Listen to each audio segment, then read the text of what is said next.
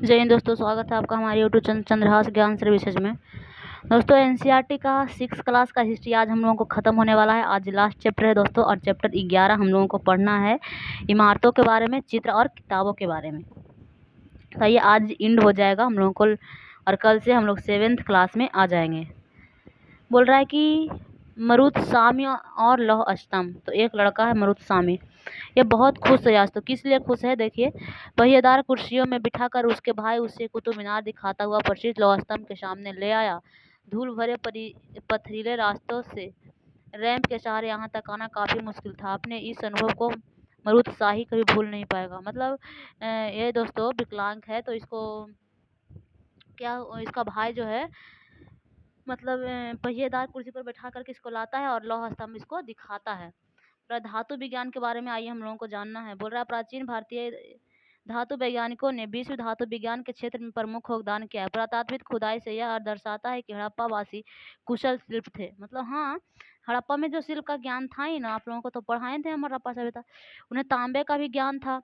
Tin से मंगाते थे, टीन वगैरह से दोस्तों उधर से मंगाते थे, ईरान वगैरह से, और सोना वगैरह मंगाते थे कर्नाटक से। ये सब बना और टीन और कांसा मिलाकर वहाँ पे जो है तांबा मिलाकर कांसा का भी निर्माण किया जाता था। तो उनकी जानकारियाँ ये सारी थी। शिल्प का भी उनको ज्ञान था, जैसा कि एक मिला है वहाँ पे मूर्ति का भी बहुत सारे मिला था हड़प्पा से। फिर मोहनजोदड़ो से एक साल ओढ़े व्यक्ति का भी चित्र मिला था। तो शिल्प वहाँ पे बहुत अच्छी वहाँ उन लोगों का ज्ञान था। उन्होंने तांबा और टीन को मिलाकर के कांसा भी बनाया था। जहाँ हड़प्पावासी कांस्य युग से जुड़े थे, वहीं उत्तराधिकारी लौह युग से ही संबंधित थे। भारत अत्यंत विकसित किस्म के लोहे का निर्माण करता है, जैसे खाटा लोहा हो गया, पिटवा लोहा और ढलवा लोहा, ये सब का निर्माण जो है भारत करता है। यहाँ पे लौह स्तंभ के बारे में दोस्तों दे रहा है, जो मेहरौली दिल्ली कुतुब मीनार में स्थित है। यहाँ पे देख लीजिए, यही है लौह स्तंभ। तो इसके बारे में कह रहा है, देखिए क्या इसकी खासियत है। बोला दोस्तों कि महरौल के कुतुब मीनार के पास खड़े मनरौल जो दिल्ली में पड़ता है, कुतुब मीनार के परिसर में खड़ा लौह स्तंभ भारतीय शिल्पकार और कुशलता का अद्भुत उदाहरण है। मतलब शिल्प का एक अद्भुत जो उदाहरण। इसकी ऊंचाई की अगर बात करें तो 7.2 मीटर है, और इसकी वजन की बात करें तो 3 टन इसकी वजन है दोस्तों। इसका निर्माण लगभग आज से 1500 साल पहले हुआ है। इसके बनने के समय जानकारी हमें इस पर खुद अभिलेख से मिलता है, जिसका इसमें चंद्र नाम का एक शासक का जिक्र किया गया है, जो गुप्त वंश से संबंधित है। पीछे हम लोग गुप्त वंश के बारे में पढ़े हैं, चंद्रगुप्त द्वितीय के बारे में पढ़े, समुद्रगुप्त के बारे में भी पढ़े हम लोग। तो गुप्त वंश से संबंधित है, एक नाम दिया गया है चंद्र, ठीक है ना। तो चंद्रगुप्त कहीं नहीं हुआ होगा। बोल रहे आश्चर्य की बात यह है कि इसमें वर्षों बाद भी आज तक जंग नहीं लगा है। तो कैसा लोहा होगा आप लोग सोच लीजिए। इसमें अभी तक जो है जंग नहीं लगा है, वो आज से 1500 साल पहले ही निर्मित किया गया है। फिर भी यहाँ पे बोल रहा है ईंटों और पत्थरों की इमारतें, वो हमारे शिल्पकारों की तुलना के नमूने स्तंभों जैसे कुछ इमारतों को देखने मिले। स्तूप का शाब्दिक अर्थ होता है टीला। तो एक स्तूप है, उसका नाम स्तूप के नाम ले तो उसका शब्द है टीला। टीला से है। स्तूप विभिन्न आकार के, कभी कभी गोले होते हैं, गोल भी होते हैं, कभी कभी लंबे भी होते हैं, कभी कभी बड़े या छोटे भी होते हैं। उन पर एक समानता है, उन सब में एक ही समानता होता है। सभी स्तूप के भीतर एक छोटा सा डिब्बा रखा जाता है, और डिब्बा में बुद्ध और उसके अनुयायियों के इसके शरीर के शेष होते हैं। तो दोस्तों स्तूप किसको कहते हैं?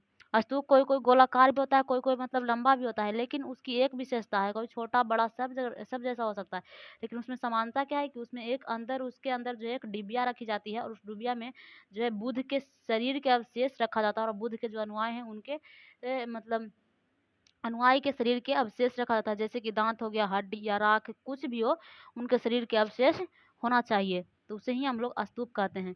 इसे भास धातु मंजूषा कहते हैं। प्रारंभिक स्तूप धातु मंजूषा के ऊपर रखा मिट्टी का टीला होता था। बाद में टीले को ईंटों से ढक दिया गया, और बाद के काल में उस गुंबदनुमा ढांचे को तराशे गए पत्तलों से ढक दिया गया। तो पहले मतलब कि ऐसा नहीं था, पहले जो था धातु मंजूषा के ऊपर मिट्टी रखा जाता था, तब मिट्टी के टीला होता था। फिर धीरे धीरे ईंट से ढका गया, फिर धीरे धीरे पत्थर से ढका गया। तो यहाँ पे इस तरह की चीजें बन गई। अब बोल रहा स्तूप के चारों ओर परिक्रमा करने के लिए एक वृत्ताकार पथ भी होता है, जिसे प्रदर्शिता पथ भी कहते हैं। इस रास्ते के रेलिंग से घेर दिया जाता है, जिसे वेदिका कहते हैं। वेदिका के प्रवेश द्वार बने होते हैं।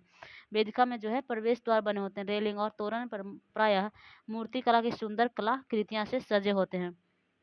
अमरावती के ढूंढने के लिए बोल रहा है दोस्तों मानचित्र में। तो अमरावती ढूंढिए आप लोग। यहाँ बोल रहा है कि यहाँ भव्य स्तूप हुआ करता था। आज से 2000 साल पहले इस स्तूप को सजाने के लिए शिल्पकारों को उकेरे पर भी चित्र उकेरे जाते थे।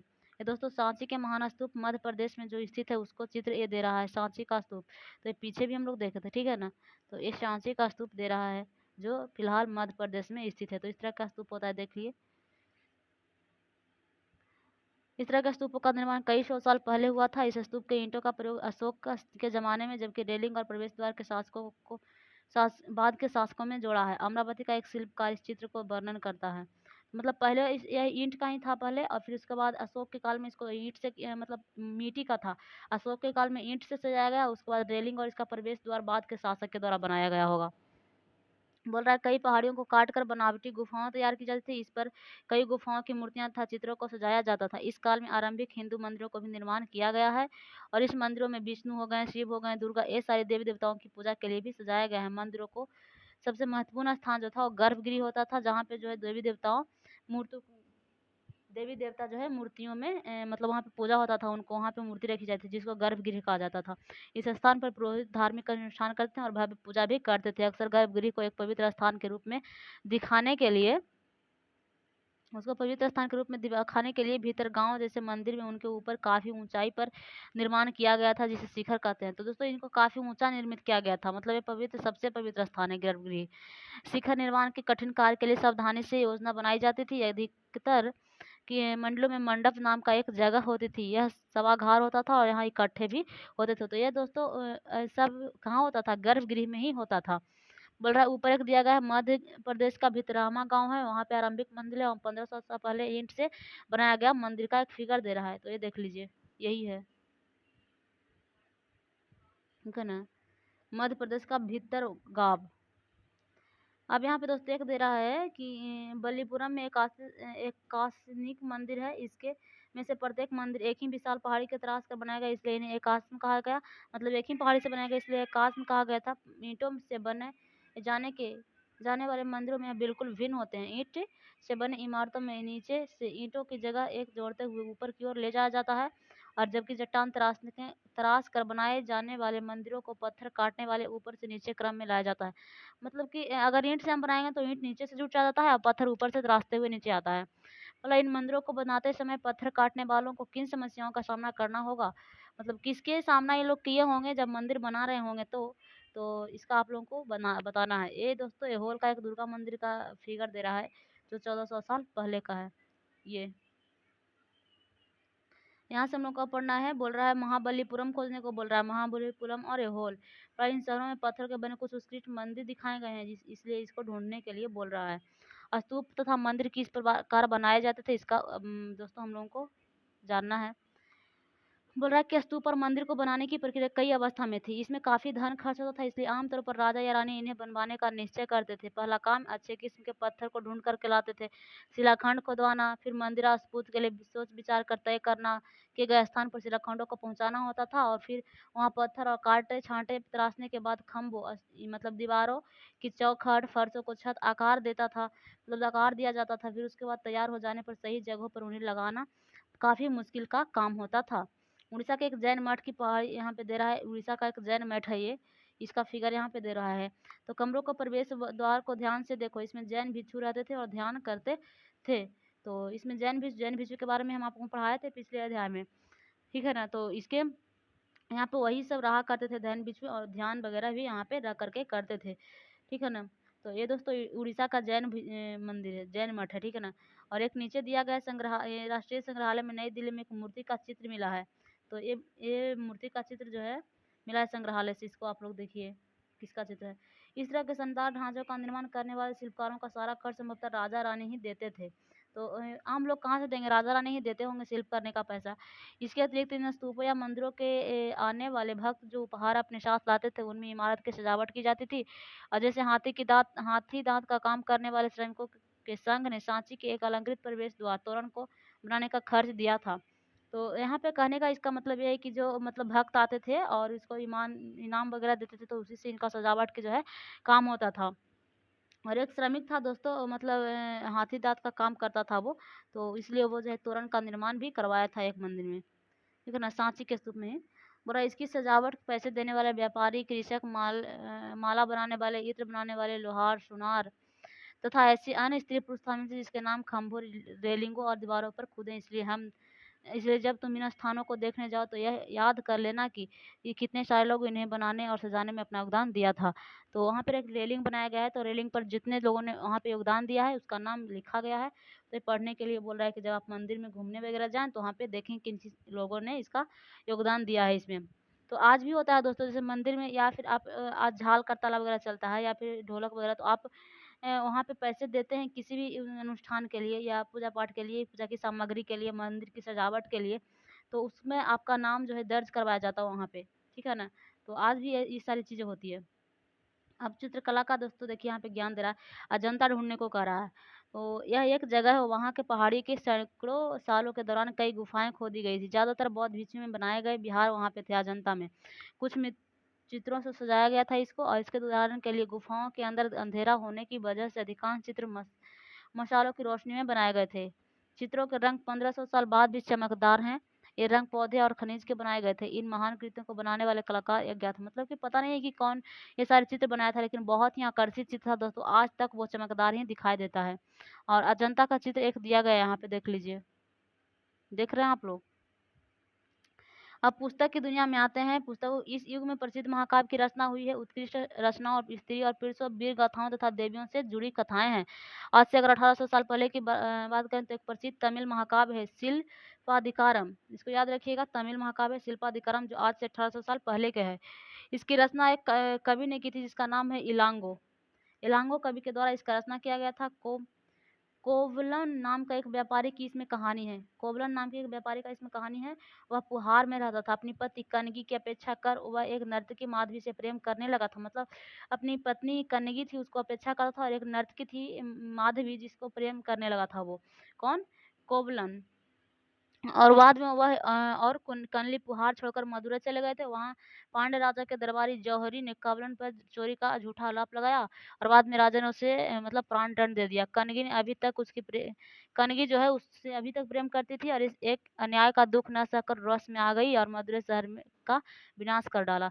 तो मतलब कनगी उसकी पत्नी थी और वो उससे बहुत प्रेम करती थी। तो पहले तो उसके साथ ऐसा हुआ कि उसका पति मतलब किसी और माधवी को प्रेम करने लगी थी। फिर उसके बाद वहाँ मतलब पुहार छोड़ कर के चली भी गई मदुरै, तो वहाँ भी उसी राजा के द्वारा प्राण दंड उसको कोवलन को दे दिया गया था, जिससे वो बहुत दुख हुआ उसको, और मदुरै को ही उन्होंने पुराना नाश कर दिया था। अब यहाँ पे दोस्त देखिए शिल्पाधिकारम में लिया गया एक वर्णन है। यहाँ कवि ने कनगी के दुख को इस तरह से वर्णन किया है। तो कनगी का दुख वर्णन कर रहे हैं, ठीक है ना? देखिए, वो मेरा दुख है तो देखो, वो मेरा दुख तो देखो, तुम मुझे सांत्वना तक नहीं दे सकते। क्या यह सही है कि विशुद्ध सोने से ही शुद्ध हमारा शरीर बिना धूल से सना यूं ही पड़ा है? यह कहाँ का न्याय है कि गोधूल की इस स्वर्णिम आभा की फूलकामा के ढके अंदर वर्ष स्थल वाले तुम जमीन पर गिरे पड़े हो। मैं अकेली असहाय और हताश होकर खड़े हूँ। क्या ईश्वर नहीं है? क्या इस देश में ईश्वर नहीं है? पर क्या उस स्थान पर ईश्वर रह सकते हैं जहाँ के राजा की तलवार निर्दोष नवागंतुक को प्राण ले लेती है? क्या ईश्वर नहीं है? नहीं है। तो मतलब ये अपने दुख में ऐसा बोल रही है, ठीक है ना? तो इसका वर्णन किया गया है, इसमें किया गया है शिल्पाधिकारम में। इसको याद रखिएगा आप लोग। एक और तमिल महाकाव्य की वर्णन मिलता है दोस्तों, उसका नाम है मनी मेखलम। मनी मेखला उसका शिल्पाधिकारम 1800 साल पहले की है, और जबकि मनी मेखला 1400 साल पहले की है। इसमें सत्यनार द्वारा लिखा गया है ये। और वो किसके द्वारा लिखा गया था, आपको याद है? वो लिखा गया था दोस्तों, यहाँ पे देख लीजिए, ये लिखा गया है इलांगो के द्वारा। हम भी भूल गए थे इसलिए देखना पड़ा। इलांगो के द्वारा जो है मतलब लिखा गया था ये शिल्पाधिकारम। और यहाँ पे ये मन्नी मेखलई जो है 1400 साल पहले एक मतलब सतनार के द्वारा लिखी गई है। तो दोस्तों देखिए, उसमें कोवलन की कहानी थी। 1800 साल पहले की वो जो शिल्पाधिकारम था, उसमें कोवलन और उसकी पत्नी की कहानी थी, ठीक है ना? तो और इसमें कोवलन और एक माधवी की बेटी की कहानी है। तो कोवलन माधवी से प्रेम करने लगा था, तो माधवी की एक बेटी हो गई थी, ठीक है ना? तो उसका ही वर्णन इसमें मिलता है। कोवलन और माधवी की बेटी की कहानी मिलता है। इसकी पांडुलिपियां दोबारा लगभग 100 साल पहले की मिली है। अन्य लेखक जैसे कालिदास हुए संस्कृत में लिखते थे। मेघदूत का एक श्लोक यहाँ पे दिया गया है, देखिए। यहाँ से उसकी सबसे प्रसिद्ध रचना मेघदूत से एक दिया गया है। यहाँ एक विरही प्रेम बरसात के बादल और अपना संदेह बाधक बनाने की कल्पना करता है। देखो, इसमें कई तरह कवि ने बादलों को ऊपर की ओर ले जाया, ठंडी हवा का वर्णन किया है। तुम्हारे बौछारों से मुलायम हो उठी मिट्टी के भीनी खुशबू से भरे हाथियों के मांस से बसी जंगली गुअर को पकाने वाली शीतल बिहार तुम्हारे साथ धीरे धीरे बहेगी। क्या तुम्हें लगता है कि कालिदास को प्रीति प्रेम कहा जा सकता है? तो यह सवाल आप लोगों का है। पुरानी कहानियों का संकलन और संरक्षण। हिंदू धर्म से जुड़ी नई कहानियाँ जो बहुत पहले से प्रचलित थी इस काल में लिखी गई है। हमें पुराण भी शामिल है। पुराण का शाब्दिक अर्थ है प्राचीन पुराणों में विष्णु, शिव, दुर्गा, पार्वती जैसे देवी देवताओं से जुड़ी कहानियाँ, इनमें इन देवताओं की पूजा विधियाँ भी दी गई है। तो पुराण की बात बता रहे हैं। इसके अतिरिक्त इस संसार की सृष्टि और राजाओं के बारे में भी कहानियाँ मिलती है। अधिकतर पुराण सरल संस्कृत में श्लोक में लिखे गए हैं और जिनसे सब उन्हें समझ और मतलब सुन सकते हैं। स्त्रियां तथा शूद्र जिन्हें वेद पढ़ने की अनुमति नहीं थी वे भी इन्हें सुन सकते थे। पुराणों को पाठ पुजारी मंदिरों में किया करते थे जिसे लोग सुनने आते थे। 2 संस्कृत महाकाव्य हैं, महाभारत और रामायण, लंबे अरसे से लोकप्रिय रहे हैं। तुम में से कुछ बच्चे इन कहानियों से परिचित होंगे। महाभारत कौरवों और पांडवों के बीच युद्ध की कहानी थी, तो सभी को पता है। इस युद्ध का उद्देश्य पुरुवंश की राजधानी हस्तिनापुर की गद्दी प्राप्त करना था। इस कहानी को बहुत ही पुरानी है, पर आज इसे हम जिस रूप में जानते हैं वह करीब 1500 साल पहले लिखी गई है। माना जाता है कि पुराणों और महाभारत दोनों ही व्यास नामक एक ऋषि ने संकलित किया था। तो किसने संकलित किया है पुराण और महाभारत को? तो व्यास नाम का एक ऋषि थे, उन्होंने संकलित किया है। महाभारत में ही भगवत गीता भी है, जिसके बारे में तो अध्याय 9 में पढ़ चुका था। तो भगवत गीता के बारे में हम लोग पढ़े थे। रामायण की कथा कौशल के राजकुमार राम के बारे में है। तो कौशल का एक राजकुमार है दशरथ, कौशल के राजा थे और वहाँ के दशरथ के ही पुत्र थे राम। तो उसके बारे में रामायण में जो है उन्हीं की कथा है। उनके पिता ने उन्हें वनवास दे दिया था। वन में उनकी पत्नी सीता का लंका के राजा रावण के अपहरण कर लिया गया था। सीता को वापस पाने के लिए राम को लड़ाई लड़नी पड़ी थी। वे विजय होकर कौशल की राजधानी अयोध्या लौटे। महाभारत की तरह ही रामायण भी एक प्राचीन कहानी है जिसे बाद में लिखित रूप दिया गया था। संस्कृत रामायण के लेखक वाल्मीकि माने जाते हैं। तो महाभारत और पुराण के कौन है? व्यास जी, जबकि इसको रामायण को जो है मतलब वाल्मीकि के द्वारा लिखित किया गया है। बोल रहा है आम लोगों द्वारा कही जाने वाली कहानियाँ। आम लोग भी कहानियाँ कहते थे, कविता और गीत की रचना भी करते थे, गाते थे, नाचते थे, नाटकों को भी और वो खेलते थे। इनमें से कुछ तो इस समय के आसपास जातक और पंचतंत्र कहानियाँ के रूप में लिखित सुरक्षित होती है। जातक कथाओं अक्सर स्तूपों के रेलिंगों और अजंताओं के चित्रों पर दर्शाई जाती थी। और यहाँ पे दोस्तों देखिए एक पृष्ठ दी गई है कहानी की। बंदर राजा की कहानी। एक समय बंदरों का एक महान राजा हुआ करता था। वह हिमालय पर गंगा के नदी के किनारे 80,000 अनुयायियों के साथ रहता था। मतलब 80,000 उनके अनुयायी थे उस बंदर के। इस सारे बंदरों का एक खास आम के पेड़ के फल बहुत प्रिय थे। वे आम बड़े मीठे होते थे। इतने स्वादिष्ट आम धरातल पर कहीं भी नहीं उगते थे। एक दिन एक पका हुआ आम गंगा के नदी में गिर जाता है और बहते बहते वाराणसी तक पहुंच जाता है। उस वक्त नदी में बहा का राजा नहीं मतलब नहा रहा था। तो वहाँ पे वाराणसी के नदी तक पहुँच जाता है। जब वाराणसी के राजा वहाँ पे नहा रहा होता है तो वो आम उसको मिलता है और वह चख करके वो हैरान हो जाता है राजा। तो उन्होंने अपने राज्य के जंगलों की देख रेख करने वाले से पूछा कि क्या वे इस आम के पेड़ को ढूंढ सकता है या नहीं। तो वे राजा को हिमालय की पहाड़ी पर ले जाता है और राजा उसके दरबार में खूब आम खाए। तो मतलब वहाँ पहुँच करके राजा और उसके दरबारी खूब वहाँ पे आम खाता है। रात में राजा ने देखा कि बंदर भी पके आमों का मजा ले रहे हैं। राजा को यह बात बुरी लगी और उसने उन्हें मार डालने का फैसला किया। मतलब बंदर को जो है मार डालने का फैसला कर देता है राजा ने, जब देखा कि वो भी आम खा रहा है। तो बंदरों के राजा ने अपनी प्रजा को बचाने की एक योजना बनाई। चूंकि 80,000 उसकी प्रजा थी तो उसको योजना बना रहा है अपने मतलब पूरे अनुयायियों को बचाने के लिए। उसने आम के पेड़ की टहनियों को तोड़कर उन्हें आपस में बांध कर नदी पर एक पुल बनाया था और उसके एक छोर को वह अब तक पकड़े रहा जब तक उसकी सारी प्रजा उस नदी के पार न कर लिया। तो मतलब उसको जब तक पूरी अपने 80,000 पूरे अनुयायियों को जो है उस साइड पार करवाया। ठीक है ना। इस प्रयास से वह इतना थक गया कि मरणोपरांत होकर गिर पड़ा। राजा ने जब यह सब देखा तो उसने बंदर राजा को बचाने की कोशिश की और वह सफल न हुआ। बंदर राजा की मृत्यु पर उसे शोक हुआ और राजा ने उसे पूरा सम्मान दिया। मध्य भारत में भरहुत के एक स्तूप में मिले एक पत्थर पर उकेरे गए चित्र में इन्हें दिखाया गया है। तो देखिए एक भरहुत के स्तूप है, उसमें इसका चित्र दिखाया गया। तो सच्ची घटना की कहानी है दोस्तों। तो एक बंदर राजा भी देखिए अपनी अनुयायी को बचाने के लिए कितनी कोशिश कर रहा है। विज्ञान और पुस्तक के बारे में यहाँ पे दिया गया है। बोल रहा है इस समय गणित और खगोल शास्त्री आर्यभट्ट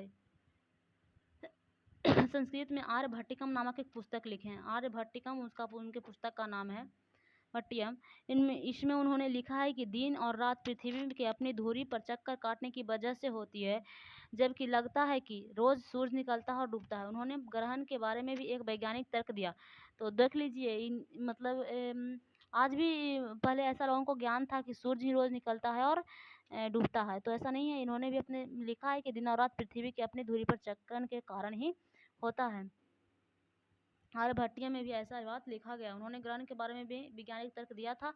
उन्होंने वृत्त की परिधि के मापने की भी एक विधि ढूंढी थी। तो वृत्त का परिधि आज हम लोग जो निकालते हैं 2πr, तो उसको दोस्तों मतलब इन्होंने उससे भी ढूंढ कर मतलब निकालने का विधि बताया था।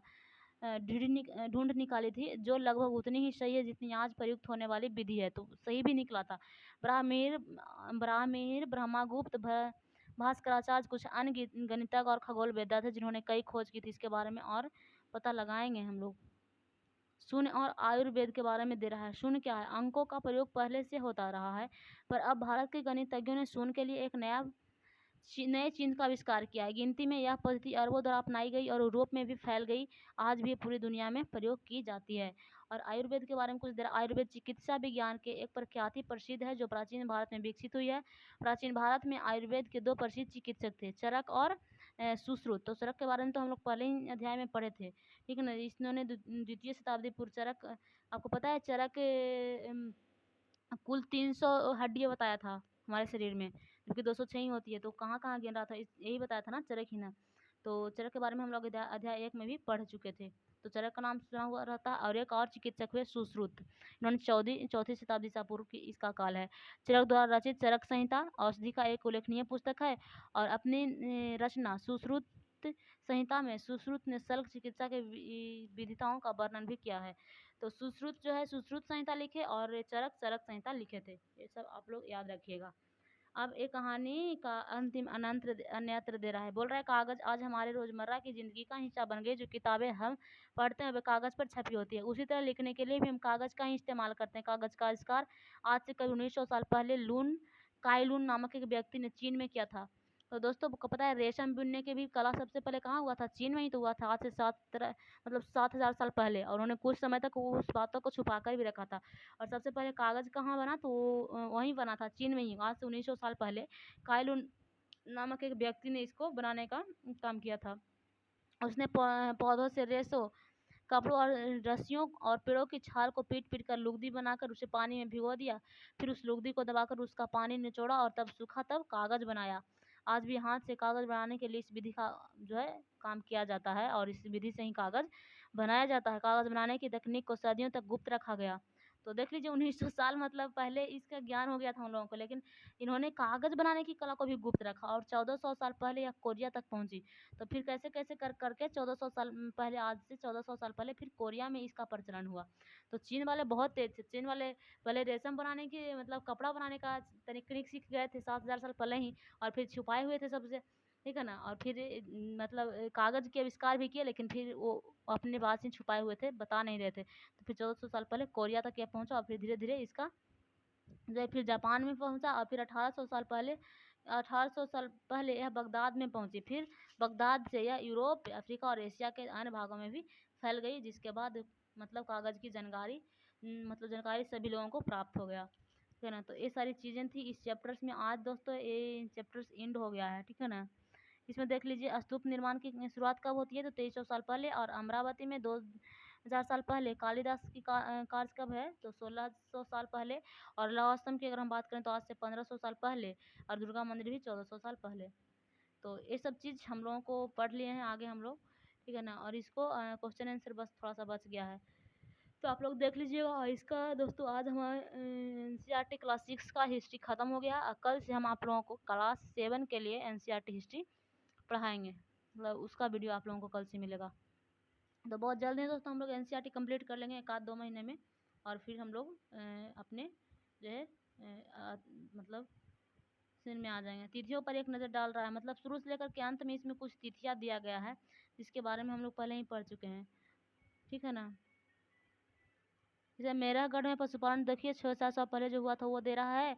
हड़प्पा नगर का विकास जो था 2700 साल से 1900 साल तक। ऋग्वेद की रचना कब हुआ? तो वो दे रहा है। और महाजनपद के बारे में पश्चिम सिकंदर का आक्रमण कब हुआ था? 327 से 325 ईस्वी। सारा दोस्तों ये सारा जो वीडियो है ना, ये सारा जो मतलब है ना तिथि इम्पोर्टेंट है, याद कर लीजिएगा। चंद्रगुप्त मौर्य का राजा बनने का काल कब है? 321 से। अशोक का शासन कब है? 217 से मतलब 72 से 78 या 31 तक। संगम साहित्य की रचना कब हुआ था? 300 ईसा पूर्व से 300 के बीच। तो ये सब ही इंपॉर्टेंट चीज़ें, इसको आप लोग याद कर लीजिएगा। ठीक है, तो आज के लिए बस इतना ही दोस्तों। अब मिलते हैं फिर कल हम लोग क्लास 7 के वीडियो के साथ। जय हिंद दोस्तों।